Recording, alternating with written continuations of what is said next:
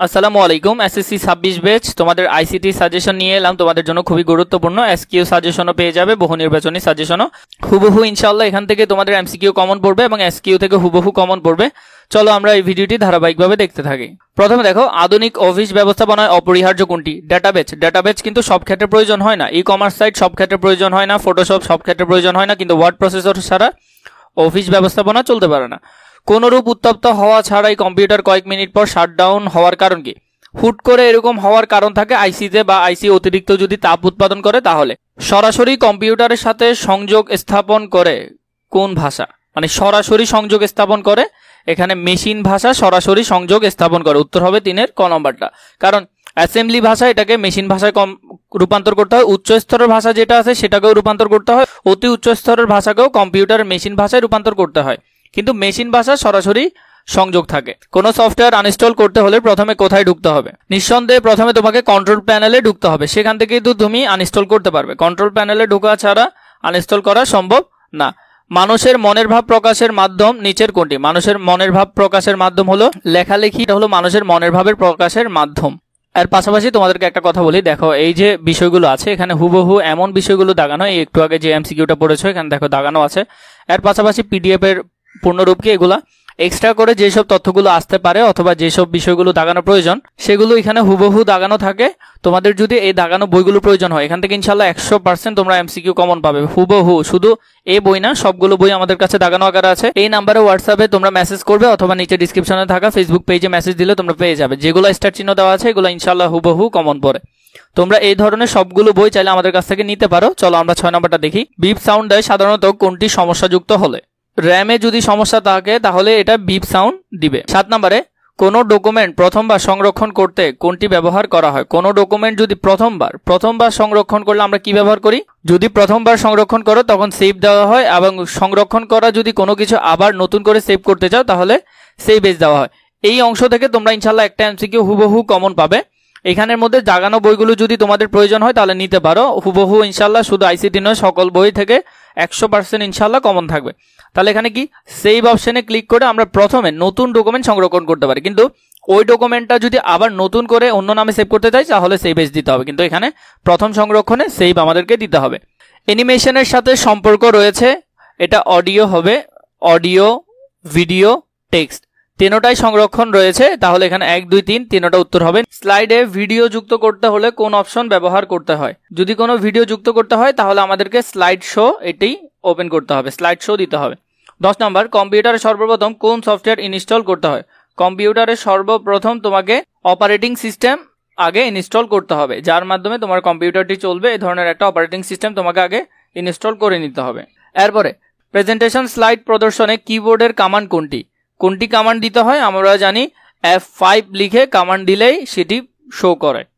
12 নম্বরে দেখো, পাইথন ভাষায় বৈধ ভেরিয়েবল উদাহরণ কোনটি? তাহলে উপরেরটা হবে, কারণ এটা কোনো কিছুর সাথে সামঞ্জস্যপূর্ণ না, এটা কিওয়ার্ডও না, সংখ্যাও না, বা এখানে কোনো চিহ্ন ব্যবহার নয়, তাহলে প্রথমটা উত্তর হবে। এখানে মাঝখানে স্পেস আছে তাহলে এটা উত্তর হবে না, তাহলে 2 নম্বরটা উত্তর হবে না। এটার মাঝখানে স্পেস আছে, স্পেস ওয়ালা কোনো কিছু কি হতে পারে না, ভেরিয়েবল হতে পারে না, তাহলে 2 এবং 3 উত্তর হবে না, উত্তর হবে শুধু 1 নম্বরটা। 13 নম্বর দেখো, একই ডকুমেন্ট ভিন্ন নামে, তাহলে আমরা একটু আগে দেখলাম একই ডকুমেন্ট ভিন্ন নামে সংরক্ষণ করার জন্য ভিন্ন নামে সংরক্ষণ করলে আমরা কি দিতে পারি? সেভ এজ দিতে পারি। আমরা কি দিব? Save age.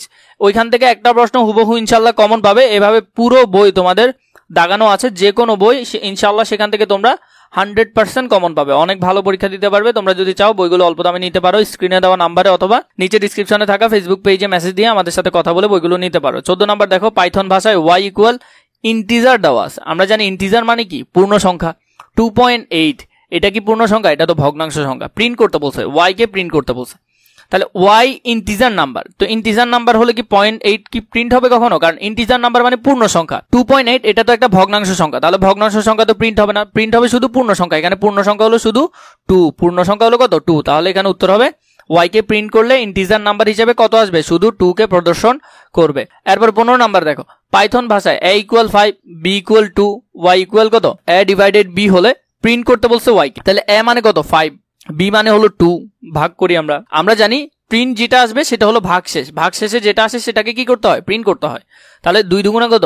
4, আরো কত থেকে গেছে? 1, তাহলে আমাদের উত্তর হবে কত 1, তাহলে উত্তর হলো ক নম্বরটা। আশা করি এগুলো বুঝতে পারছো। এরপরে 16 নম্বরে আসি। 16 নম্বর কি বলেছে দেখো, ইন্টারনেট ব্যবহারের ফলে কুকিজ কোথায় জমা হয়? আমরা জানি ক্যাশ মেমোরিতে কুকিজগুলো জমা হয়। এরপরে 17 নম্বর, ডকুমেন্টে কোনো ছবি যোগ করতে রিবনে কোন ট্যাব ব্যবহার করতে হয়? এখানের মধ্যে হবে আমরা জানি ইনসার্ট ট্যাব ব্যবহার করতে হয়, ইনসার্ট ট্যাব ব্যবহার করতে হয়। 18 নম্বর দেখো, সফটওয়্যার ডিলিট করার জন্য র্যাম কমান্ড চালু করে কি লিখতে হয়? আমরা জানি রিগিট লেখাটি সেখানে লিখতে হয়। মনিটরের পাওয়ার চালু, কিন্তু মনিটরে কোনো ছবি আসছে না, কি সমস্যার কারণে এটা হতে পারে? ব্রাইটনেসের সমস্যার কারণে মাঝে মধ্যে আসে না, 1 নাম্বার হতে পারে উইন্ডোজের কোনো সমস্যার কারণে এটা হবে না। এরপর হচ্ছে কন্ট্রাস্ট, এটার সমস্যার কারণে হতে পারে। তাহলে 1 এবং 3 এর সমস্যার কারণে সাধারণত এটা হয়ে থাকে। বেসিক্যাল কি? এটা বেসিক্যাল হবে একটা কি স্প্রেডশিট, তাহলে খ নম্বরটা। এরপর দেখো, সাধারণত কম্পিউটারের অতিরিক্ত প্রোগ্রাম ইনস্টল করতে গিয়ে কিংবা একাধিক প্রোগ্রাম একসাথে ওপেন করে কাজ করতে গেলে নিচের কোন মেসেজ প্রদর্শিত হয়? মানে তুমি যদি অনেকগুলো প্রোগ্রাম একসাথে ইনস্টল অথবা অনেকগুলো প্রোগ্রাম একসাথে ওপেন করতে চাও তোমার কম্পিউটারে, কি দেখাবে তোমাকে? কি শো করে দেখাবে? এটা দেখাবে আউট অফ মেমোরি শো করবে। কি শো করবে? Out of memory. 22 নম্বরে দেখো, ডকুমেন্টকে আকর্ষণীয় করার জন্য সাধারণত কি ব্যবহার হয়? সেল এটা ব্যবহার হয় না। গ্রাফ ব্যবহার করে অনেক সময়, টেবিল ব্যবহার করে অনেক সময়। আকর্ষণীয় বা সুন্দর করার জন্য এই দুইটা ব্যবহার করা হয়। তাহলে উত্তর 2 এবং 3 হবে। 23 এবং 24 নং প্রশ্নের উত্তর তোমাকে দিতে হবে। এখানে বলছে জনাব হামিদা বেগম 10ম শ্রেণীর জীববিজ্ঞান বিষয়ে একটি পাওয়ার পয়েন্ট প্রেজেন্টেশন তৈরি করেন। তিনি স্লাইড সমূহ ঠিকঠাক মতো কাজ করে কিনা এবং যথাযথ হয়েছে কিনা তা পরীক্ষা করে নিতে চাইলেন। উপরোক্ত উদ্দেশ্য সাধনের জন্য জনাব Hamida Begum view menu slide শোতে ক্লিক করতে পারেন। এটা হবে ফাংশন কি থেকে F5 ক্লিক করলে, আমরা জানি F5 কি করলে স্লাইডগুলো প্রদর্শন হয়। স্ট্যান্ডস বারের স্লাইড শো অপশনে ক্লিক করতে পারেন। তেনোটাই করতে পারেন, তেনোটা করলে কি হবে? স্লাইডগুলো শো হবে। উত্তর হবে তেনোটা। এরপরে দেখো, স্লাইড শো থেকে এডিট উইন্ডোতে ফিরে যেতে হলে জনাব হামিদাকে নিচের কোন বাটনে ক্লিক করতে হবে? এখানের মধ্যে তাকে কোন বাটনে ক্লিক করতে হবে? এটা হবে যে ESC বাটন যেটা আছে কিবোর্ডের কোনায়, দেখবে যে ESC একটা বাটন থাকে, সেটাতে ক্লিক করতে হবে। এর আগে তোমাদেরকে বলি, তোমাদের যদি আরো ব্যাখ্যামূলক এমসিকিউ প্রয়োজন হয় সেটা আমাকে জানাবে, আমি ইনশাল্লাহ আরো নিয়ে আসবো। যদিও এখানে খুবই অল্প এমসিকিউ তোমাদের জন্য এনেছি। আনুমানিক তোমরা যদি 200 থেকে 250টা এমসিকিউ ভালো করে পড়ে যেতে পারো নির্দিষ্ট গোছালো আকারে, ইনশাল্লাহ আমি আশা করি যে সেখান থেকে হুবহু কমন পড়বে। যদিও আমি তোমাদের জন্য আপাতত এখানে অল্প কিছু নিয়ে এলাম। 25 নাম্বারটা দেখো, নতুন প্যারাগ্রাফ তৈরি করতে কিবোর্ডের কোন কি চাপতে হবে? তাহলে তোমাকে কোন কি চাপতে হবে? এন্টার কি যদি চাপ দাও, নতুন করে একটি প্যারাগ্রাফ তুমি লিখতে পারবে। এরপরে দেখো 26 নাম্বার, কন্টিনিউ স্টেটমেন্ট কাজ করার জন্য প্রয়োজন হয় ফর এর প্রয়োজন হয়, উইলের প্রয়োজন হয় এবং ইলস ইফের প্রয়োজন হয়। উত্তর হবে তেনোটা। কারণ কন্টিনিউ যখন কাজ করতে হয় তখন এই ধরনের 4টা বিষয় লাগে, যদিও এখানে 3টা এসেছে, 4টা বিষয় লাগে, তার এখান থেকেও তেনোটা লাগে। এরপর দেখো 27 নাম্বার কি বলেছে, নতুন স্লাইড যুক্ত করার জন্য কিবোর্ডের কমান্ড কোনটি? নতুন স্লাইড Ctrl+M ক্লিক করতে হয়। পাইথন প্রোগ্রামে অন্যথায় যদি অর্থে ইলস ইফ ব্যবহার করা হয়। অন্যথায় যদি, আমরা জানি ঘ নম্বরটা, অন্যথায় যদি অর্থে ইলস ইফ ব্যবহার করা হয়। ইলস এটা হবে না, ইলস ইফ ব্যবহার করা হয় অন্যথায় যদি। এখানের মধ্যে দেখো এম এর মান দেওয়া হয়েছে কি 5কে যদি আমরা ভাগ করি, তাহলে যদি ভাগ করো তুমি 3 দিয়ে, তাহলে আমাদের ভাগশেষ যেটা আসবে সেটা দিয়ে আমরা কাজ করব। তাহলে 3, তাহলে আমাদের কত? ভাগশেষ 2। তাহলে আমরা এখান থেকে বুঝতে পারছি এম এর মান অ্যাসাইন করে কত? এম এর মান অ্যাসাইন করে 2। এম ভ্যারিয়েবল ব্যবহার করে হুইল লুপ চালানো হয়েছে। এই যে এম এর ভ্যারিয়েবল, এটা ব্যবহার করে এখানে হুইল লুপটা চালানো হয়েছে। লুপ কি সেটা আমরা আমাদের 6 অধ্যায় নিয়ে যখন আলোচনা করেছিলাম তখন বিস্তারিত আলোচনা করেছি। যারা দেখোনি ভিডিওগুলো সাজানো আছে, তোমরা চাইলে দেখে নিতে পারো।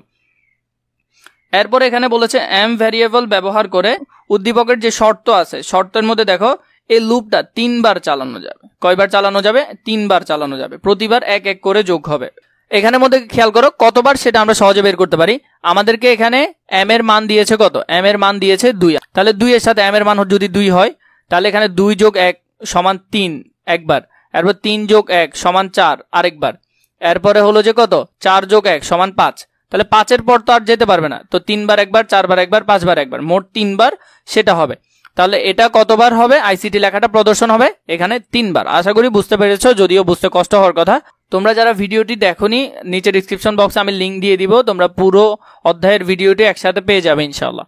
30 নাম্বারটা খেয়াল করো, এখানে 30 নাম্বারে বলেছে উদ্দীপকে m = m+1 এর পরিবর্তে m+2 স্টেটমেন্ট ব্যবহার করলে আইসি লেখাটি কতবার প্রদর্শন করতো। এখানে যদি এম এর জায়গায় কত 2 হতো, তাহলে 2 + 1 প্রথমে 3-তে একবার, এরপর হলো যে 3 + 2 5-এ একবার, তাহলে 3 একবার, 5-এ একবার, এই 2বার প্রদর্শন করতো। তাহলে উত্তর হবে ক নম্বরটা, 2বার প্রদর্শন করতো। এখন দেখো সংক্ষিপ্ত প্রশ্নের মধ্যে সবচেয়ে গুরুত্বপূর্ণ কিছু বাছাই করা প্রশ্ন তোমাদের জন্য নিলাম, ইনশাল্লাহ এখান থেকে প্রশ্ন কমন থাকবে। 1 নাম্বার দেখো, কম্পিউটার তারিখ ও সময় ঠিক থাকে না কেন ব্যাখ্যা করো। প্রোগ্রামিং এর ভাষা সম্পর্কে যা জানা আছে লেখো। এভাবে করে এখানে দেখো প্রিন্ট ট্যাব, এটা সবচেয়ে বেশি গুরুত্বপূর্ণ, এবার আসতে পারে ইনশাআল্লাহ। প্রেজেন্টেশন সফটওয়্যার কি, এটা তোমরা একটু দেখে নিবে। প্রোগ্রামিং ভাষায় রূপান্তর ব্যবস্থা দুটির মধ্যে কোনটি বেশি সুবিধাজনক, এটা দেখবে। আরো কিছু সংক্ষিপ্ত প্রশ্ন আছে, সেগুলো এখান থেকে দেখতে পারো। এই 3 নাম্বারটা খুবই গুরুত্বপূর্ণ, 0 আর 1 এর সমন্বয়ে কোড বা ভাষাটি ব্যাখ্যা করো। এরপরে এখানের মধ্যে একটা তোমাদেরকে ফাংশন দিয়েছে, এই লাইনটা তোমাকে ব্যাখ্যা করতে হবে। এখানে কিন্তু ইকুয়াল হবে, নাম্বার ইকুয়াল ফ্লোট, এরপরে ইনপুট, এরপরে এন্টার এ ফ্লোট নাম্বার, এইভাবে করে তোমাদেরকে কাজটা করতে হবে। এরপরে 6 নাম্বার দেখো, ফ্লোটিং বা ফ্লোট ডেটা টাইপ সম্পর্কে যা জানো লিখতে হবে। এগুলো খুবই সহজ, তোমরা যারা আমার ভিডিওটি করেছো সম্পূর্ণ আশা করছি তাদের জন্য এগুলো কষ্ট মনে হওয়ার কথা না। নিচে ডিসক্রিপশন বক্সে চ্যাপ্টার 6 এর লিঙ্ক থাকবে, তোমরা সেখান থেকে ইনশাআল্লাহ করে নিতে পারো। এছাড়া তোমাদের যদি আরো এমসিকিউ প্রয়োজন হয় আমাকে কমেন্ট করে জানাবে, আমি তোমাদের জন্য আরো দেওয়ার চেষ্টা করব। এবং তোমাদের যদি দাগানো বই প্রয়োজন হয় তাও আমাকে জানাবে, ইনশাআল্লাহ আমি তোমাদেরকে দাগানো বইটা দেওয়ার চেষ্টা করব।